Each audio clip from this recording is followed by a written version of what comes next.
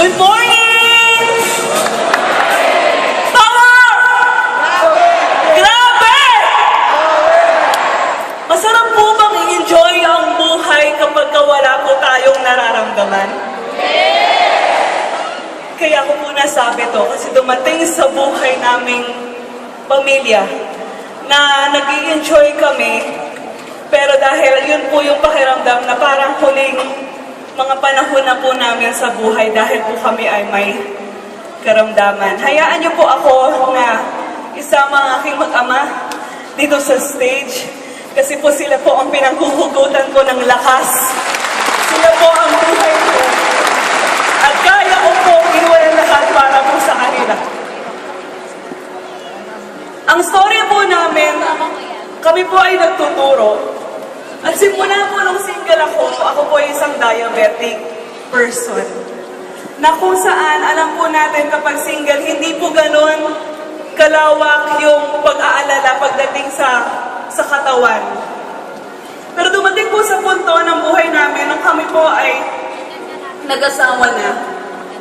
Hindi ko po alam na ang pinakamasakit na maranasan bilang isang diabetic person ay ang magkaroon ng isang anak na meron pong butas sa puso, dalawa pong butas niya sa puso. Tumating po sa buhay namin ang batang to dahil po answered prayer po siya. Hiningi po namin po siya sa Panginoon. Nung maliit pa po siya, napakaitim po ng kanyang mga kamay, yung daliri niya. Ang kanya po mga matay nagluluha ng walang, yung hindi niyo po alam kung saan nanggagaling, hindi naman po umiiyak. Talong po ang kulay ng kanyang bibig. At kapag tuwing aatakihin po siya na parang epileptic, kailangan po namin idikit ang kanyang paa, ang tuhod niya sa kanya. Para po makahinga po siya ng ayos. Lahat po ng bata nagkakaroon ng viral infection. At pag dumadating po yun sa anak namin, lumalaki po yung ulo niya kasi tumataas po yung bakterya sa utak niya, kaya po namamaga ang kanyang utak. Hindi po namin akalain na ganito po yung sasapitin niya. At araw-araw na nakikita ko naghihirap ang aking anak, alam ko, dahil sa akin, kaya po siya nagkakaganon. Bilang isang diabetic person, nag-i-insulin na po ako umaga at gabi to the point of yung stress level ko po parang hindi na kinakaya ng insulin dependency ko na kung saan parang wala na po siyang effect.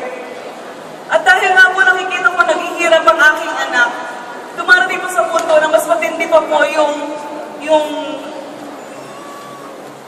tama po ng stress para po lalong maghirap yung katawan ko. To the point na lagi ako naninigas, namumulikat po ang aking paa at kamay, hindi ko po siya mailakad kung wala pong injection. Marami na pong basa ang aking katawan kaka-inject at hindi ko po alam kung paano na po mawawala yun. Doon nakita ko po na ang kondisyon ng anak ko ay hindi na po ay magtatagal sa Mindanao. Galing po kaming Zamboanga. Ibinaba po namin siya dito po sa Manila na kung saan naging part po siya ng OPD ng Philippine Heart Center. Pero po bago po mangyari yun, dahil po sa pakiramdam ko, wala na pong pag-asa ang aming kondisyon. Dumating po sa punto ng buhay ko na nagkaroon po ng diabetic stroke. Nalabulag na po ako ng 5 hours. Dahil po nagbaas po ang sugar level ko ng 700.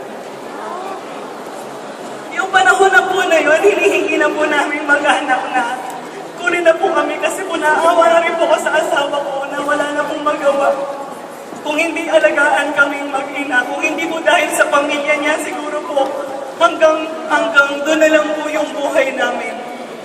Until one day, nag-decide po kami pumunta dito sa Manila.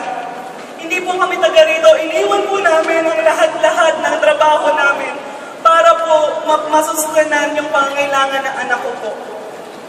Iniwan po namin yun from Mindanao going to Manila. Nakiusap po kami sa mga kaibigan namin dito. Nagpatarehan kami kami pansandalian lang at kapag gumaling naman po kami po ay babawi. Kaliwa kanan, para po kami nag-house hopping. Kung sino po magpapatira sa amin until one day, wala na po nagpapatira sa amin.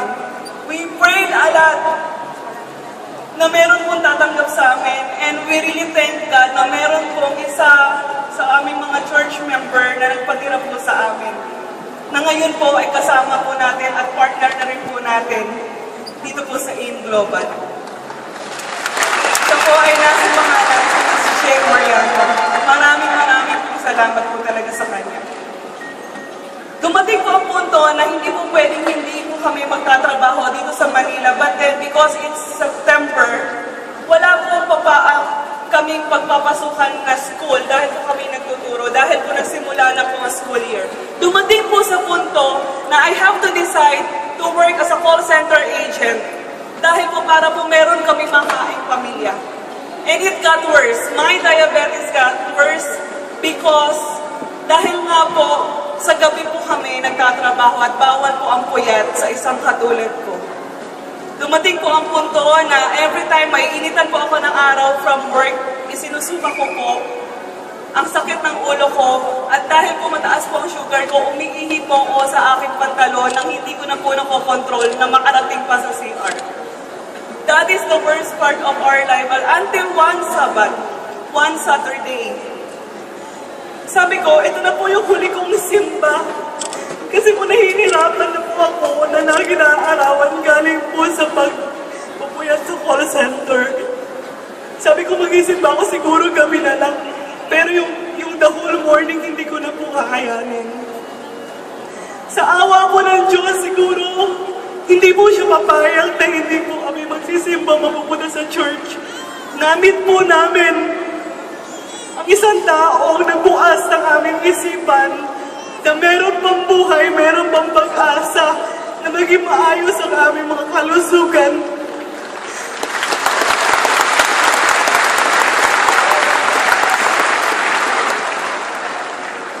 Wala pong itong iba kung hindi si Mr. Ramon Alburo, ang founder ng grupong Tulungan Walang Iwanan simula sa hirap hanggang sa ginhawa ng buhay. Maraming salamat, Kuya. At sa grupo po ng A1 Dragon, sa pamilya po ng Alburo, na kung saan alam ko po kung hindi niyo po sa amin binigay ang AIM Global, siguro po patay na po kaming mag-ina. Dumating po sa punto na humingi po kami ng tulong sa kanya. Sabi ng asawa ko, nakita mo yung mag-ina ko, may sakit. Pwede yung ba kami bigyan ng trabaho? Dinala po namin kami Sabado yun sa 7th floor ng Mercandy. Akala ko po, hanap buhay ang ibibigay sa amin. Job interview, inupo po kami sa seminar. But all of a sudden, hindi lang po pala hanap buhay ang binigay sa amin ng AIM Global, kundi buhay po namin, binalik po niya na aming mga... Yes!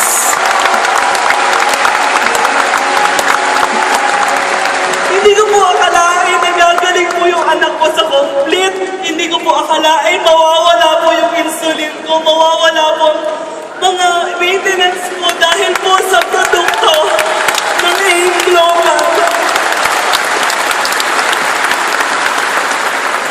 Alam ko po, siguro po kung wala pong AIM Global, kung wala pong produkto ninyo, wala na po siguro kami. You are an extension of our lives, naging oxygen ang mga produkto ito para mabuhay po ulit kami. At hindi ko po talaga lubos maisip na kung mawawala po ito, sigurado po wala na po kung iba pang makikitang produktong kasing galing ng AIM Global products. Alam po po yan. Ngayon mo sabihin bakit na mahiya ialok ang produkto. Guys, Kaya po, sa mga hindi pa nakakaranas, maging parte ng buhay ninyo ang